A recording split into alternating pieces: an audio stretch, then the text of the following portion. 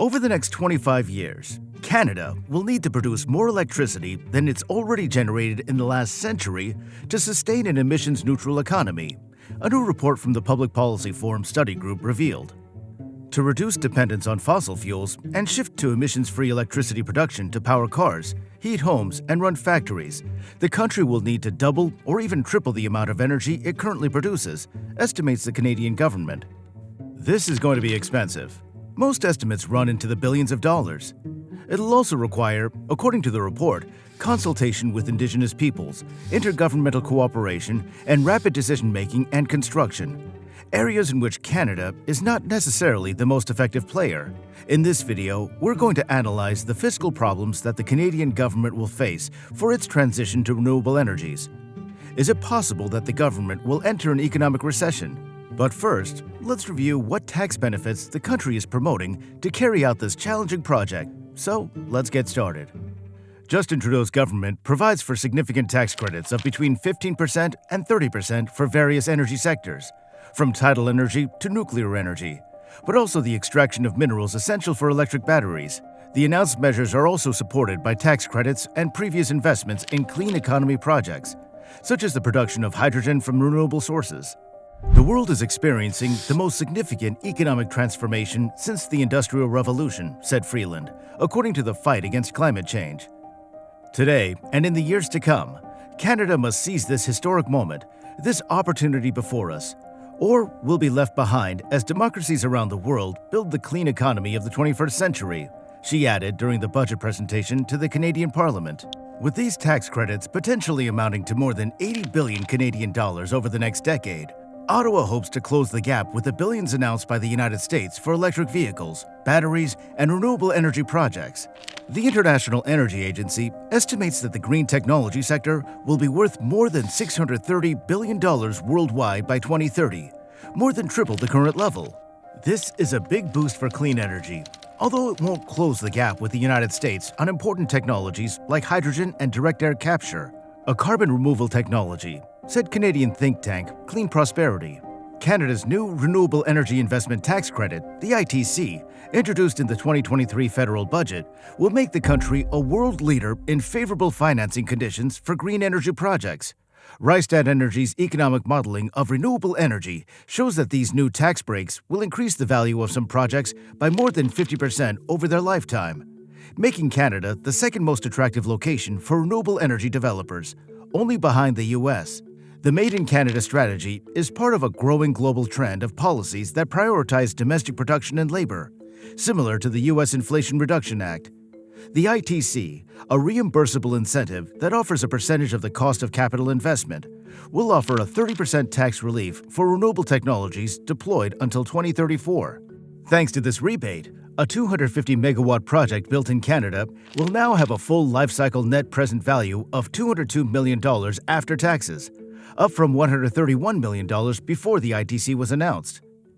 This represents a significant increase in value, which will likely encourage new development and revitalize some projects that have been sidelined due to an unfavorable economy.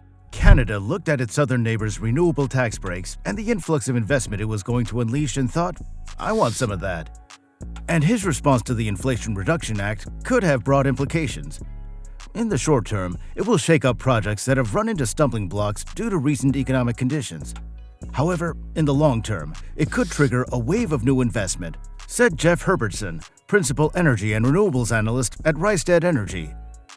But now, what will happen in the next 25 years to generate this great leap towards clean energy? If you're finding this video insightful so far, please like it. It would mean a lot to us. There are big, unanswered questions about the new energy recipe, and the speed at which the use of fossil fuels should be abandoned is one of the biggest political battles brewing in the country. 6 provinces, including the 3 largest, get more than 90% of their electricity from clean sources, including hydroelectric, nuclear, and wind. 4 provinces, New Brunswick, Nova Scotia, Alberta, and Saskatchewan, still rely heavily on coal or natural gas to produce their electricity.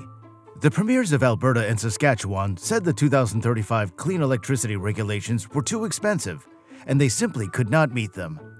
Instead, they're aiming for 2050, when Canada wants to be carbon neutral, meaning all greenhouse gas emissions will be captured and not allowed to escape into the atmosphere where they contribute to the global warming crisis. Ottawa has suggested that there could be some flexibility, but has not yet detailed how it would be implemented. In 2022, the federal budget only mentioned electricity 20 times. A year later, it appeared 88 times, with billions of dollars committed to helping clean energy construction and transmission.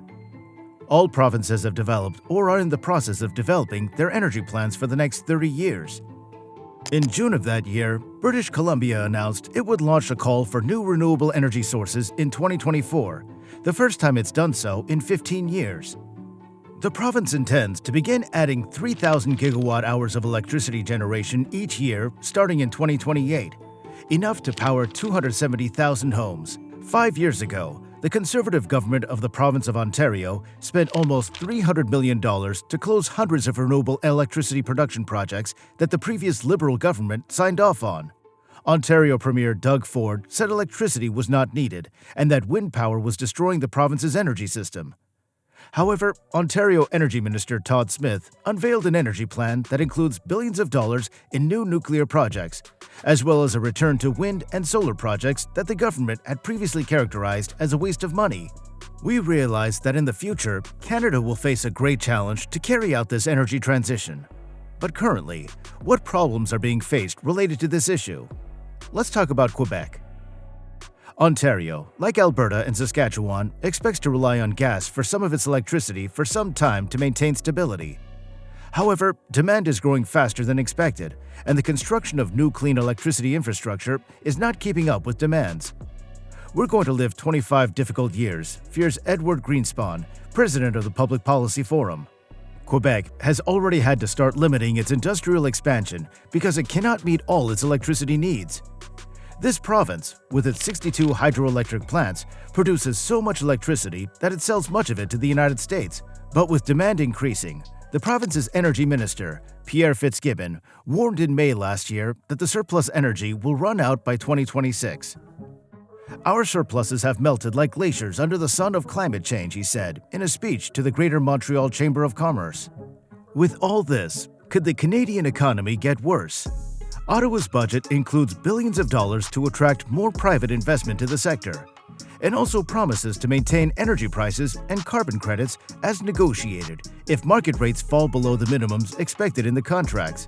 As expected, new spending to support investment in Canada's energy transition was the centerpiece of the 2023 budget. With a doubling of tax credits, Desjardins economist Randall Barrett said in a note, the budget also maintains significant spending and a growing deficit.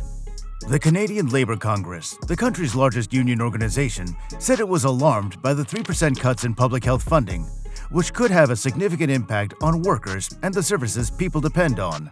However, they did not rule out the possibility that the country would enter a recession in 2023. The Canadian economy had weak growth in 2023, while considering the risk of a moderate recession as a worst-case scenario. The government expects its gross domestic product to grow 1.5% in 2024. According to the draft budget, federal debt will rise next year to 43.5% of GDP and then gradually fall below 40% by 2027 to 2028.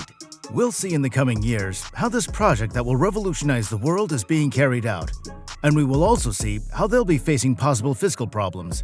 If you like this video, I invite you to subscribe and leave your like for more videos like this. We'll see you next time.